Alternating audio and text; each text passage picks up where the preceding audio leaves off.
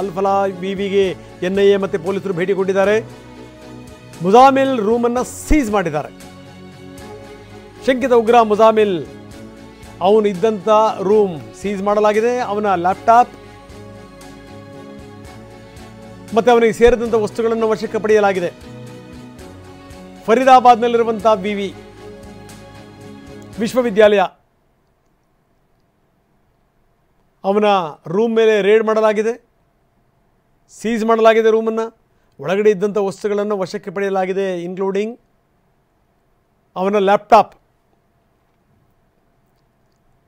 So ಇದರಲ್ಲಿ ಯಾವ್ಯಾವ ರಹಸ್ಯಗಳಿವೆ ನೋಡಬೇಕು. ವೈದ್ಯರೇ ಈ ಹಾದಿ ಹಿಡಿದು ಬಿಟ್ಟರೆ ಗತಿ ಏನಾಗಬೇಕು?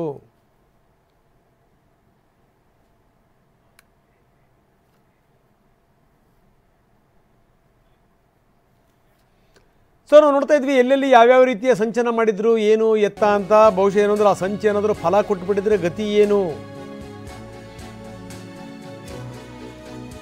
ಬಂಧಿತ ಶಂಕಿತ ಉಗ್ರ ಕೊಟ್ಟಂಥ ಮಾಹಿತಿ ಇದೆಯಲ್ಲ, ಆ ಮಾಹಿತಿಯಿಂದ ಎಲ್ಲವೂ ಕೂಡ ಬಯಲಾಯಿತು. ಫರೀದಾಬಾದ್ನಲ್ಲಿ ಸಿಕ್ಕವಲ್ಲ ಅಮೋನಿಯಂ ನೈಟ್ರೇಟ್, ಅಷ್ಟೊಂದು ದೊಡ್ಡ ಮಟ್ಟದಲ್ಲಿ ಆದಿಲ್ ಕೊಟ್ಟಂಥ ಮಾಹಿತಿ ಅವನು ಬಾಯಿ ಬಿಟ್ಟ ಮೇಲೆ ಗೊತ್ತಾಗಿದ್ದು. ಅದಾದಮೇಲೆ ಫರೀದಾಬಾದ್ ಮೇಲೆ ದಾಳಿ ಆಯಿತು. ಇವನು ಹೆಂಗೆ ಸಿಕ್ಕ? ಅದು ಒಂದು ದೊಡ್ಡ ಸಂಗತಿ. 2900 kg ಸ್ಫೋಟಕ, 2900 kg. ಜಮ್ಮು ಮತ್ತು ಹರಿಯಾಣ ಪೊಲೀಸರು ದಾಳಿ ಮಾಡಿದರು. ಇವನು ಕೊಟ್ಟಂಥ ಮಾಹಿತಿ ಇದೆಯಲ್ಲ, ಮಾಹಿತಿಯ ಆಧಾರದ ಮೇಲೇ ದಾಳಿ ಆಗಿದ್ದು. ವಿಚಾರಣೆ ಸಂದರ್ಭದಲ್ಲಿ ಅವನು ಬಾಯಿ ಬಿಟ್ಟಾದ್ಮೇಲೆ ನೋಡ್ತಾರೆ ಅಷ್ಟೊಂದು ದೊಡ್ಡ ಪ್ರಮಾಣದಲ್ಲಿ ಸ್ಫೋಟಕ. ಇನ್ನು ಈ ಬಾಯಿ ಬಿಟ್ಟಂಥ ಆದಿಲ್ ಹೆಂಗೆ ಸಿಕ್ಕ ನೋಡಿ. ಇದು ಗೋಡೆ ಬರಹ ಬರೆಯಕ್ಕೆ ಹೋಗಿದ್ದ, ಪೋಸ್ಟರ್ ಅಂಟಿಸಕ್ಕೆ ಹೋಗಿದ್ದ. ಜೈಷ್ ಎ ಮೊಹಮ್ಮದ್ ಸಂಘಟನೆಯ ಬರಹಗಳಿರುವಂಥ ಪೋಸ್ಟರ್. ಆ ಪೋಸ್ಟರ್ನಿಂದ ಇವನ ಹಣೆ ಬರಹ, ಇವನ ಯೋಗ್ಯತೆ ಹೊರಗಡೆ ಬಂತು. ನೌಗಾಂವ್, ಶ್ರೀನಗರದ ನೌಗಾಂವ್ ಹೊರವಲಯ ಅದು. ಅಲ್ಲಿ ಇವನು ಪೋಸ್ಟರ್ ಅಂಟಿಸ್ದೆ, ಗೋಡೆ ಬರಹ ಬರೆಯಕ್ಕೆ ಹೋದೆ, ಪೋಸ್ಟರ್ ಅಂಟಿಸ್ದೆ, ಇದನ್ನು ಮಾಡಕ್ಕೆ ಹೋಗಿದ್ದ. ಇವನು ಯಾರೋ ಹಿಂಗೆ ಪೋಸ್ಟ್ ಅಂಟಿಸ್ತಾ ಇದ್ದಾನಲ್ಲ, ಏನು ಕತೆ ಅಂತ ಇವನ ಮೇಲೆ ಒಂದು ಕಣ್ಣಿಡಲಾಗಿತ್ತು.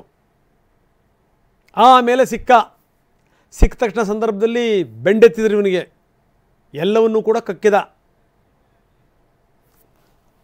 ನಮ್ದು ಏನೇನು ಪ್ಲಾನ್ ಇದೆ, ಏನು ಎತ್ತ, ನಾವು ಯಾರು ಸೇರ್ಕೊಂಡಿದ್ದೀವಿ, ಯಾವ್ಯಾವ ಡಾಕ್ಟ್ರುಗಳು ಘನಂದಾರಿ ಕೆಲಸ ಮಾಡ್ತಾಯಿದ್ದೀವಿ, ನಾವು ಸಮಾಜ ಸೇವೆ ಮಾಡ್ತಾಯಿದ್ದೀವಿ, ಅದೆಲ್ಲದನ್ನು ಕೂಡ ಬಾಯ್ಬಿಟ್ಟ. ಇಲ್ಲಿಂದ ಶುರುವಾಗಿದ್ದು ಹರಿಯಾಣ ತನಕ ಬಂತು. ದೊಡ್ಡ ಮಟ್ಟದಲ್ಲಿ ಸ್ಫೋಟಕಗಳನ್ನು ವಶಕ್ಕೆ ಪಡೆದ್ರಲ್ಲ, ಇಲ್ಲಿಂದ ಶುರುವಾಗಿದ್ದು, ಇವನಿಂದ ಶುರುವಾಗಿದ್ದು. ಬನ್ನಿ, ನಮ್ಮ ಪ್ರತಿನಿಧಿ ಹರೀಶ್ ನಮ್ಮ ಜೊತೆಗೆ ಸಂಪರ್ಕದಲ್ಲಿದ್ದಾರೆ.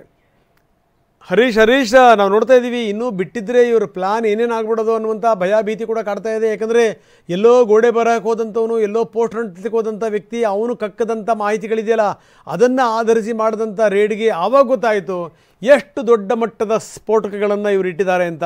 ಅಂದರೆ ಇವರ ಪ್ಲಾನ್ ಬಹಳ ದೊಡ್ಡದಿತ್ತು ಅಂತ ಅನಿಸುತ್ತೆ. ಹೌದು ರಂಗನಾಥ್, ಒಂದು ತಿಂಗಳ ಹಿಂದೆ ಒಂದು ಪತ್ತೆ ಆಗುತ್ತೆ. ಅದು ಜೈಷ್ ಎ ಮೊಹಮ್ಮದ್ನ ಗುರುತಿರ್ತಕ್ಕಂತಹ ಪೋಸ್ಟರ್ಗಳು ಜಮ್ಮು ಕಾಶ್ಮೀರದ ಶ್ರೀನಗರದ ಹೊರವಲಯದ ಪ್ರದೇಶಗಳಲ್ಲಿ ಅಲ್ಲಲ್ಲಿ ಕಾಣಿಸ್ಕೊಳ್ಳುತ್ತೆ.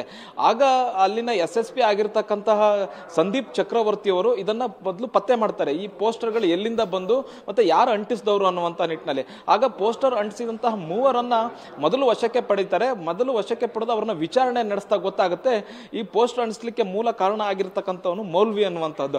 ಆ ಮೌಲ್ವಿಯನ್ನ ಕರೆದು ವಿಚಾರಣೆ ನಡೆಸಿದಂತಹ ಸಂದರ್ಭದಲ್ಲಿ ಸುದೀರ್ಘ 1 ತಿಂಗಳ ಕಾಲ ವಿಚಾರಣೆಯನ್ನು ನಡೆಸ್ತಾರೆ. ವಿಚಾರಣೆ ನಡೆಸಿದಂಥ ಸಂದರ್ಭದಲ್ಲಿ ಆತ ತೋರಿಸಿದ್ದು ಫರೀದಾಬಾದನ್ನ ಆ ಲಿಂಕ್ ಅನ್ನು ಹಿಡ್ಕೊಂಡು ಬಂದು ಜಮ್ಮು ಕಾಶ್ಮೀರ ಪೊಲೀಸರು ಮತ್ತೆ ಹರಿಯಾಣ ಪೊಲೀಸರು ಏಕಾಏಕಿ ದಾಳಿಯನ್ನ ಮಾಡ್ತಾರೆ. ಅಲ್ ಫಲಾಹ್ ಯೂನಿವರ್ಸಿಟಿಯಲ್ಲಿ ಕೆಲಸ ಮಾಡಿರ್ತಕ್ಕಂತಹ ವೈದ್ಯರು ಮತ್ತು ಅವರು ಉಳ್ಕೊಂಡಿರ್ತಕ್ಕಂತಹ ಮನೆಗಳನ್ನ ಮೇಲೆ ದಾಳಿ ಮಾಡಿದಂತಹ ಸಂದರ್ಭದಲ್ಲಿ ಅಪಾರ ಪ್ರಮಾಣದ ಶಸ್ತ್ರಾಸ್ತ್ರಗಳು ಮತ್ತೆ ಸ್ಫೋಟಕಗಳು ಪತ್ತೆ ಆಗುತ್ತೆ. ಇಲ್ಲಿ ಸಂದೀಪ್ ಚಕ್ರವರ್ತಿ ಚಕ್ರವರ್ತಿಯವರು ಆಪರೇಷನ್ ಸಿಂಧೂರ್ ಸಮಯದಲ್ಲಿ ದೇಶದ ಒಳಗಡೆ ನಡೆದಂತಹ ಕಾರ್ಯಾಚರಣೆ ಏನಿದೆ ಆಪರೇಷನ್ ಮಹಾದೇವ್ ಇದರ ನೇತೃತ್ವವನ್ನು ವಹಿಸಿರ್ತಾರೆ.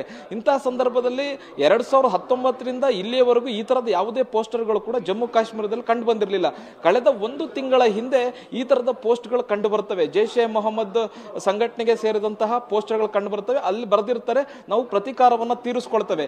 ಯಾವ ಪ್ರತೀಕಾರವನ್ನ ತೀರಿಸ್ಕೊಳ್ತೇವೆ ಅಂತಂದ್ರೆ ಭಾರತ ಪಾಕಿಸ್ತಾನದ ವಿರುದ್ಧ ನಡೆಸಿದಂತಹ ಅಂದ್ರೆ ಪಾಕಿಸ್ತಾನದ ಉಗ್ರ ಸಂಘಟನೆಗಳ ವಿರುದ್ಧ ನಡೆಸಿದಂತಹ ಏನು ಆಪರೇಷನ್ ಸಿಂಧೂರ್ ಕಾರ್ಯಾಚರಣೆ ಇದೆ ಇದಕ್ಕೆ ನಾವು ಪ್ರತೀಕಾರವನ್ನು ತೀರಿಸಿಕೊಳ್ತೇವೆ ಅನ್ನುವಂಥದ್ದನ್ನ ಪೋಸ್ಟ್ ನಲ್ಲಿ ಬರೆದಿರುತ್ತೆ.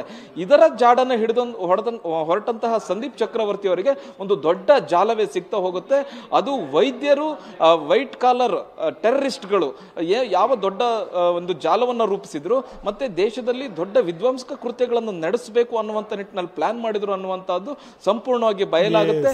ಅದು ಜಮ್ಮು ಕಾಶ್ಮೀರದಿಂದ ಹರಿಯಾಣದಿಂದ ಲಕ್ನೋ ಹೀಗೆ ದೆಹಲಿಯ ಸುತ್ತಮುತ್ತ ಇರತಕ್ಕಂತಹ ಸಿಟಿಗಳಲ್ಲಿ ಇವರು ಪ್ಲಾನ್ ಮಾಡಿರುವಂತದ್ದು ಗೊತ್ತಾಗ್ತಾ ಇದೆ. ಮತ್ತೆ ದೆಹಲಿಯನ್ನು ಕೂಡ ಟಾರ್ಗೆಟ್ ಮಾಡಿದ್ರು. ಈ ಮುಜಾಮಿಲ್ ಎನ್ನುವಂತಹ ವೈದ್ಯ ದೆಹಲಿಗೂ ಭೇಟಿ ಕೊಟ್ಟಿದ್ದ, ಉಮರ್ ದೆಹಲಿಗೂ ಭೇಟಿ ಕೊಟ್ಟಿದ್ದ. ದೆಹಲಿಯ ಅನೇಕ ಪ್ರದೇಶಗಳಲ್ಲಿ ಸರ್ವೆಯನ್ನ ಮಾಡಿದ್ರು. ಯಾವ ಸ್ಥಳದಲ್ಲಿ ಬಾಂಬ್ ಬಿಟ್ರೆ ಎಷ್ಟು ಜನರಿಗೆ ಹಾನಿ ಆಗುತ್ತೆ ಮತ್ತೆ ಹೆಚ್ಚು ಜನರಿಗೆ ಹಾನಿಯಾಗುವಂತಹ ಪ್ರದೇಶದಲ್ಲೇ ಬಾಂಬ್ ಬಿಡಬೇಕು ಅನ್ನುವಂಥದ್ದನ್ನ ಸಂಪೂರ್ಣವಾಗಿ ಪ್ಲಾನ್ ಮಾಡಿದ್ರು.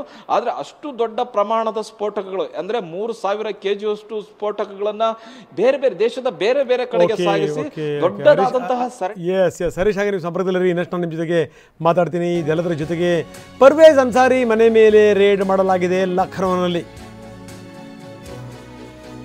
ಅವನ ಮನೆಯನ್ನು ಸಂಪೂರ್ಣವಾಗಿ ಶೋಧಿಸಲಾಗಿದೆ. ಶಂಕಿತ ಉಗ್ರ ಪರ್ವೇಜ್ ಅನ್ಸಾರಿ. ಡಾಕ್ಟರ್ ಮುಜಾಮಿಲ್ ಇದಕ್ಕೆ ಸಂಬಂಧಪಟ್ಟಂಗೆ ಮಾಹಿತಿ ಕೊಟ್ಟಿದ್ದ. ಪರ್ವೇಜ್ ಮನೆಯಲ್ಲಿ ಬಹಳಷ್ಟು ವಸ್ತುಗಳು ಸಿಕ್ಕಿವೆ. 6 ಮೊಬೈಲ್ಗಳು ಸಿಕ್ಕಿವೆ, ಸಿಮ್ಗಳು ಸಿಕ್ಕಿವೆ, ಫಾರಿನ್ ಸಿಮ್ಗಳು, ಬೇರೆ ಬೇರೆ ದೇಶದವು, ಬೇರೆ ಬೇರೆ ಆಯಾಮಗಳಲ್ಲಿ ತನಿಖೆ ಕೂಡ ಶುರುವಾಗಿದೆ. ನಾವು ತೋರಿಸ್ತಾ ಇದ್ದೀವಿ ನೋಡಿ, ತೋರಿಸ್ತಾ ಇದ್ದೀವಿ ಅವನ ಮನೆಯಲ್ಲಿ ಸಿಕ್ಕಂಥ ಮೊಬೈಲ್ಗಳು, ಸಿಮ್ ಕಾರ್ಡ್ಗಳು. ಇವನ ಬಗ್ಗೆ ಮಾಹಿತಿ ಕೊಟ್ಟಂತ ಡಾಕ್ಟರ್ ಮುಜಾಮಿಲ್. ಇವನೇನು ಕತೆ ಅಂತಂದರೆ ಇವನು ಈ ಭಯೋತ್ಪಾದಕ ಮಾಡ್ಯೂಲ್ಗಳನ್ನು ರೆಡಿ ಮಾಡ್ತಾ ಇದ್ದ.